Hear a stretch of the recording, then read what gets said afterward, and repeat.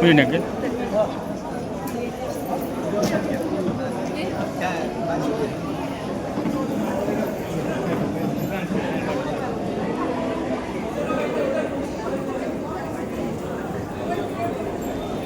ಎಲ್ಲರೂ ಕೂತ್ಕೊಳ್ಳಿ.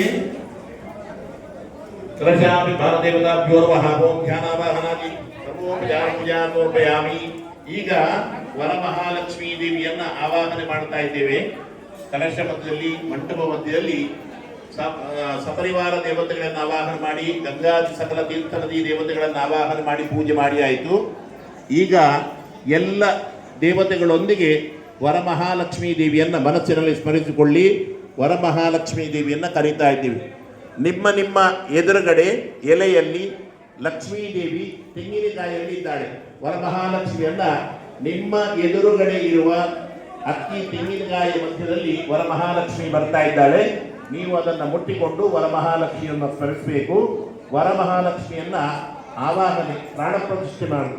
ಓಂ ಸರ್ವಮಂಗಲ ಮಾಂಗಲ್ಯೇ ಪ್ರವತ್ರೋತ್ತರೀಯ ಲಕ್ಷ್ಮೀ ದಿವ್ಯೇ ಗಜೇಂದ್ರೈರ್ಮಣಿಗಳಗನಿತೈರ್ತಾಪಿದಾಯ ನಮೋಂಭೀಃ ನಿತ್ಯಂ ಸಾವತ್ತಹತ್ತಾಮೋ ಸುಗೃಹೀ ಸರ್ವಮಾಂಗಲ್ಯಯುಕ್ತ ಪ್ರಸೀದ ಭಗವತಿ.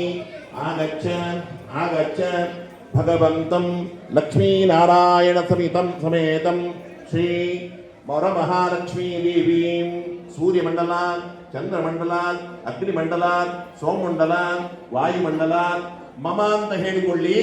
ಹೃತ್ಕಮಲಾತ್, ನನ್ನ ಹೃದಯ ಮಧ್ಯದಿಂದ ಮಹಾಲಕ್ಷ್ಮಿಯನ್ನ ನಾನು ನನ್ನ ಎದುರುಗಡೆ ಇರುವ ಪೂಜಾ ಸನ್ನಿಧಾನದಲ್ಲಿ, ಪೂಜಾ ಮಾಧ್ಯಮದಲ್ಲಿ, ಅಂದರೆ ಧಾನ್ಯ ರಾಶಿ, ಧನರಾಶಿ